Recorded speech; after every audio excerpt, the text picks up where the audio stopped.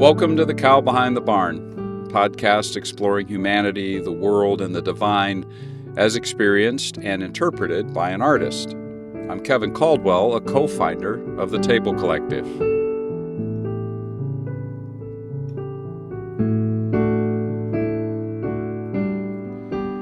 Well, after the episodes dealing with the nature of the cosmos, in response to a question, where did I begin? I've now put out 3 episodes about time in response to answering the question, when did I begin? Those episodes are the pragmatics of time, the physics of time, and the philosophy of time. Therefore, the title for this episode, The Art of Time.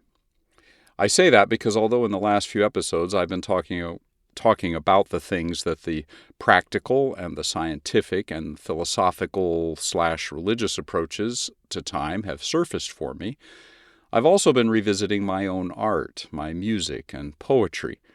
And I'm aware that throughout my art runs this way of seeing and experiencing time. So in this episode, I am going to experiment by sharing my view of time by representing and in fact reinterpreting the 6 songs and poems that I have woven into the last 3 episodes.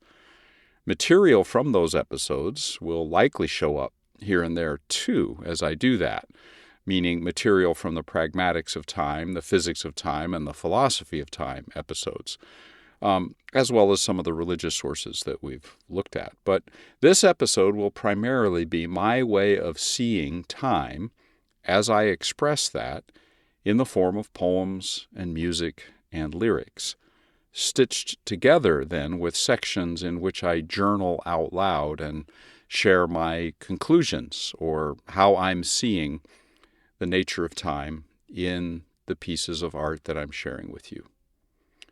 So the first poem that I shared in this series of episodes was a poem called Eyes Open. And here it is again. Eyes open. My eyes open. Close, open, close. A million moments, moments upon moments. Eyes open. Eyes close. A million blinking moments, blind and absent, gone. Eyes open. Eyes close. A world goes by, unseen, untouched, unlived. Eyes open. Eyes close. Eyes open. Eyes open. Unblinking, burning, begging to close. Eyes open. Drying, moistening, watering, running over. Eyes open. Awake. Seeing. Alive. Eyes open. Open in the moment, somewhere between gone and not yet come. The moment that is simply, fully, merely here. Eyes open.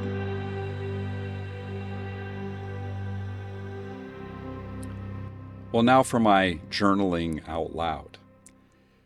Literal and figurative eyes, literally and figuratively open, straining to see, to be attentive. The poem was written at a time in my journey when I still thought that there was a present moment and that I could grab it, hold it in my hand. I'm struck with the profound sense of moments passing in that poem, the flow of time, which physics and philosophy have also helped me see. The process of time and change that, for example, Lao Tzu helped me articulate. The essence of time as the process in which millions of moments are passing in every moment. The moment which I call the present has always just passed and is always just about here. This is something Henri Bergson gave me words to articulate.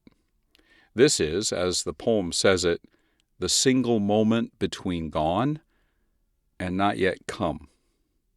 Now, in that same episode, I also shared a song called Not That Far From Here, and here that is again.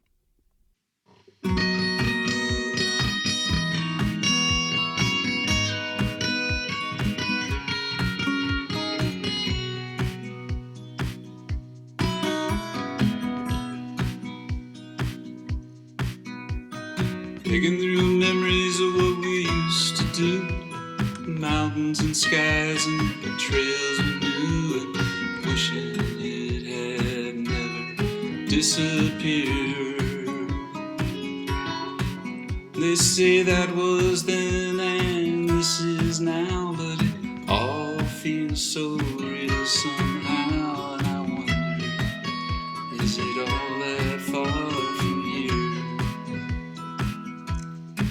Yeah, is anything ever all that far from here? Yesterday was tomorrow once, and tomorrow will be yesterday when it's gone. But I know time's not to be feared. And 10 years on, when we look back at these days that passed, we lost track. Will it really be all that far from here? Yeah, is anything ever all that far from here? Wise man once said not to weep over wonders that have gone passing. Be grateful for the wonder that they ever even happened.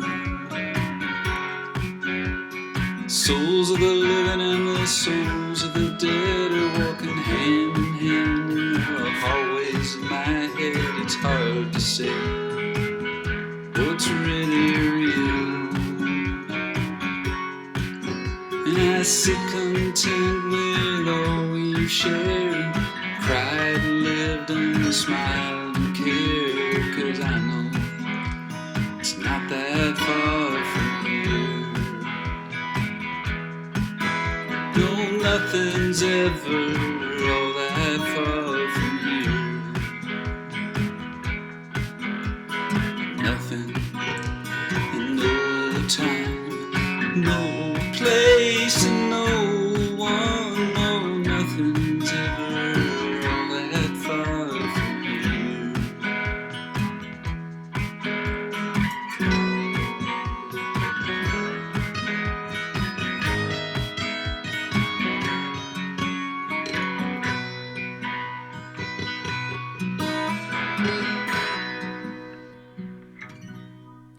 And now for my journaling out loud.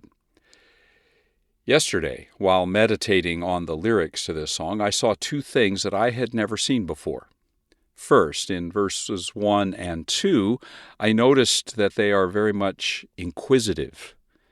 Is anything all that far from here? Is the past gone? I'm picking through memories, wishing things and events weren't gone, and I'm wondering, are they? Then the second observation I made is that verse 3 is indicative. It shifts from asking to stating. And what it states is, no, nothing is all that far from here. The past is not gone. In fact, nothing, no one, no time, no place. It's all near. None of it is gone. In fact, it's right here, quote unquote, in the hallways of my head. So is that just memory? Is it just imagination? Is it wishful thinking? Is it a way of perception, as Buddha might suggest, that doesn't correspond, or at least the perception doesn't, to what is really real? Is it an imputation of my mind, as Immanuel Kant would say? My current answer? Philosophy, and at least the Eastern religions, all say, one way or another, that my experience of what we call the present moment is not necessarily exactly as it is. My perception is not exactly the same as what is real, and physics supports that as well. If that is true of the present moment, then is the way I know the past really different than how I know the present? Could they both be real in the same way? Might memory and my present perception of whatever we call now be the same way of perceiving things that are still real in the same way? Something else from the song is pressing itself onto my awareness this time. The bridge in the song says not to weep over wonders that have gone passing, but to be grateful for the wonder that they ever even happened. This speaks directly to the nostalgia I so often feel and express in my art and in my life. It provides a tonic for the wish to hold things, a salve for the sadness that they're gone, and the key ingredient in that cure, the enzyme, as it were, that enables me to metabolize the past is very simply gratitude. I gave time to meditating on this realization about gratitude, and I've come to the view that gratitude is a particular use of the cognitive function that we call memory. Memory can be used to do a lot of different things. It can stir up a lot of things: bitterness, regret, grief, revenge, joy, wonder. I can also take aim at the past with gratitude. What physics and philosophy show me is that this may not be just a psychological exercise, not just a mind game. The past and present and future, what some physicists at least refer to as the timescape, might be real somehow. Some religious heritages provide me with clues as to how all these tenses, so to speak, of our lives might be real. They are real in the meeting place where my small c consciousness and a big C consciousness intersect, where my cognitive processes, the ways of knowing that we call memory and imagination and perception, and the ways of knowing the past, present, and future in what I call the cognitive processes of a larger consciousness, are linked. I'm lifting the corner on the blanket that I put over the topic of consciousness throughout these episodes, and I'm going to lay it back down now after that brief glimpse under the covers of what at least some religious heritages would bring into the conversation and bring to my interpretation of my own art. Now to the next two pieces. The third artistic piece that I shared is the work I called 3 Ways of Seeing a Doorway Between Two Hallways. I shared 2 of those ways of seeing in the episode that I recorded. I shared a haiku way of seeing and a blank verse way of seeing a doorway between 2 hallways. So let me represent those here for you now. Seeing a doorway between 2 hallways. Seeing in haiku. She passed the doorway, eyes met, hands waved, and then gone. I am here alone. The third way, seeing in blank verse. From behind a wall, the sounds of a door, and bare feet in a hall. Through the doorway, rounding a corner, she passes from one unseen to the next. Our eyes meet, hands wave. We are mouthing soundless words of greeting in the gray light. The moment, fleeting, is gone, and I am here alone. Now, since recording that episode, I've continued to ask questions about that experience that the haiku and blank verse are trying to express, that experience of time, especially in light of physics and philosophy and religion. The hallways and the sounds of feet and the door between the hallways have become sort of like metaphors for ways of seeing time, and I can summarize the central question that it all raises like this. I can't see what happens in the hallways, past and future. Does that mean the hallways are empty? Or put another way, if I hear sounds, a metaphor for cognitive functions like memory and imagination, am I hearing anything real? And then the question that I asked in the episode when I thought about this poem then, in the light of physics, were we actually in the same moment when I saw her pass? Was the moment truly gone when she had passed? And if not, then was I in fact alone? Physics and philosophy are adding more conviction to what I have intuited for many years. The past is not gone. Now, I also shared a song in that episode called Spaces, which, very much like the Eyes Open poem I shared earlier, was rooted in the older Kevin's effort to get to that one present moment in time and settle there. So let me present that song here again. Spaces.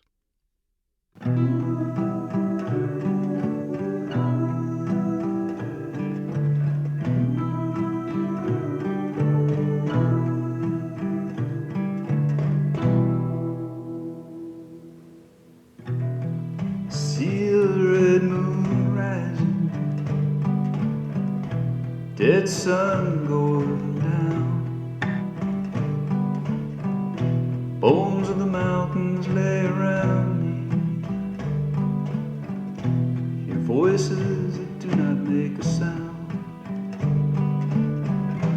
Trying to live inside the spaces between my was and my will be. Hoping behind my empty faces is the fullness of life I cannot see.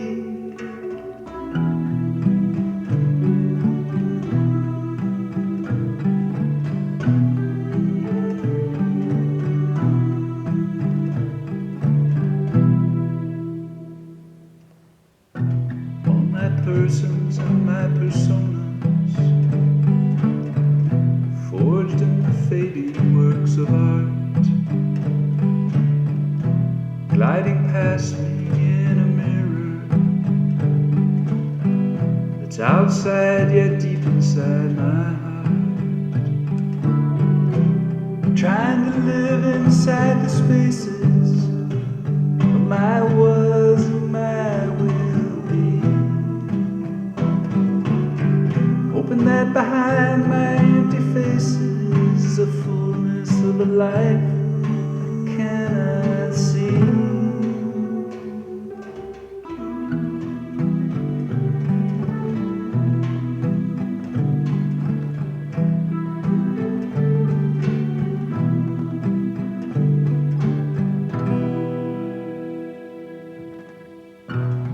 Cling to pieces of the wreckage,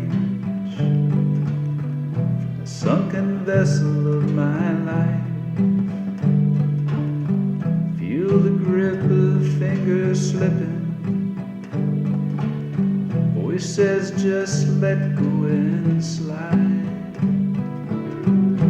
into that place between the spaces my was and my will be. Find the face behind my faces, fullness of the life that lives in me.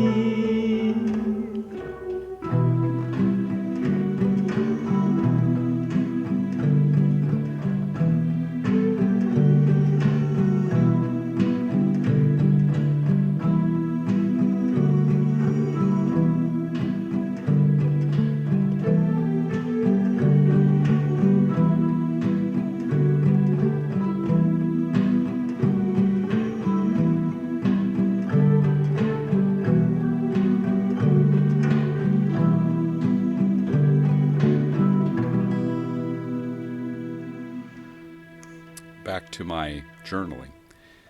As I said, similar to the poem Eyes Open, this song too was trying to grapple with whether I could find the elusive, slippery present moment or whether it was never there.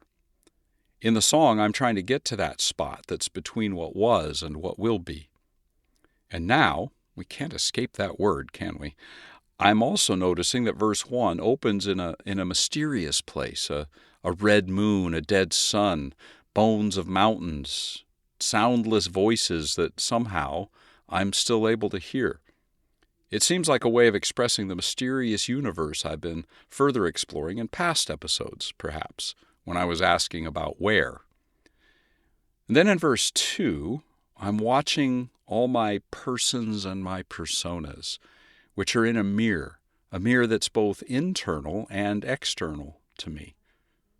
Then verse 3, I cling to the wreckage of a life, the past, I notice, And that verse includes what for me is really the culmination of whatever message the song may be trying to carry, or at least the main message. Let go and slide. Quit trying. Just drop into that space between the spaces. And then what is found there in that space? In the song, what's found there is something that the earlier verses were wondering about, a life that is other than and deeper than my life, a life that is behind my face, my empty face. In the song, it turns out that this life has a face, the face that is behind my face, behind all faces, a face that is really a fullness of life, a life that is, at the same time, in me. And, from how the song unfolds, a life that seems to have been in me all along. Once again, this insight is swerving the podcast towards consciousness, so I'm going to swerve it back and pause it. Now, the next two artistic pieces, the first of which was another song, and then there's a poem that I'll conclude with. The song is the song I Saw Your Eyes. So here it is again, and then my reflections.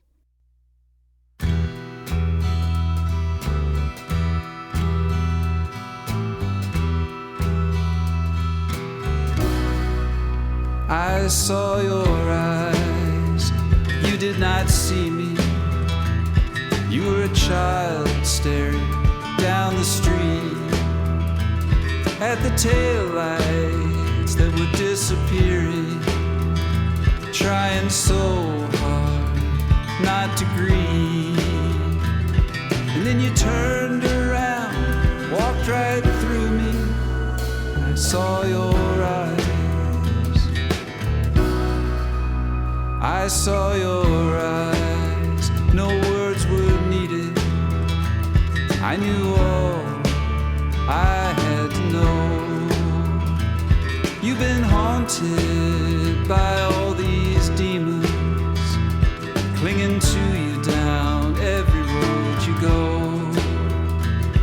And you always say, it doesn't matter, but I saw your eyes.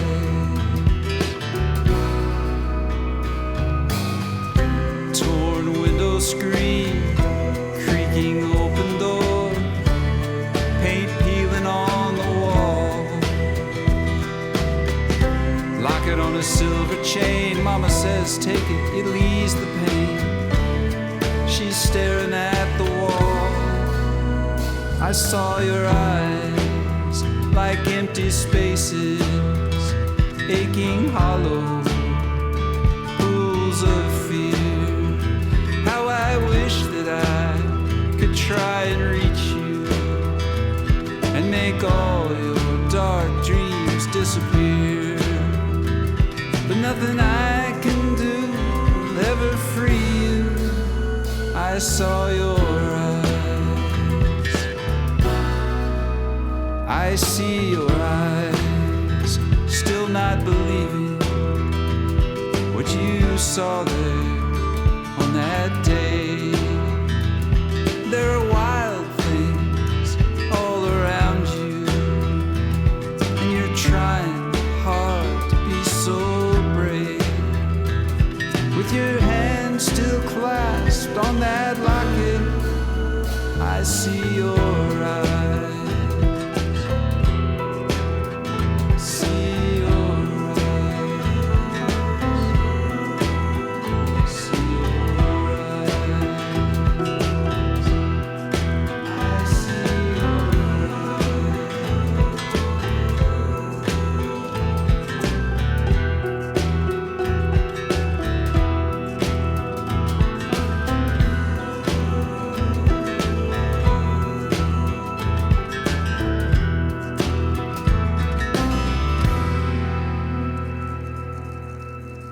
Now, there's so much happening in that song, but it's all rooted in the scene of the opening verse. Quote, "Then you turned around and walked right through me, and I saw your eyes." In the scene, times and selves merge and blend. The pronouns you and I or me are referring to the same person, a person who's meeting themselves in a moment of time that is present for one person, one version of themselves anyway, and past for the other person, or another version of that person. Merged like this, they're not one and other. They are one and the same, because their times have merged. The song is an extended reflection on this blending of selves or self in two different times which are not present. The song also expresses what it's like to seek to help in the process of healing the inner child that is very much alive inside all of us. The whole song is an interaction between an older version of a person with their own inner child, but it adds to the mix the question whether that child is actually gone or not. Although I use the song to tell a story that's not purely autobiographical, as it happens, that child is in fact me, my inner child. So what does it matter or mean that my inner child is still me and I them, that the events and people and voices of the early 1960s in front of a house where I lived when my parents split up are echoing and shimmering in my inner being? Is it just a memory, quote unquote? Is memory just, quote unquote, electrical impulses in my brain? Or is memory a mode by which all of that still has existence, still has real beingness?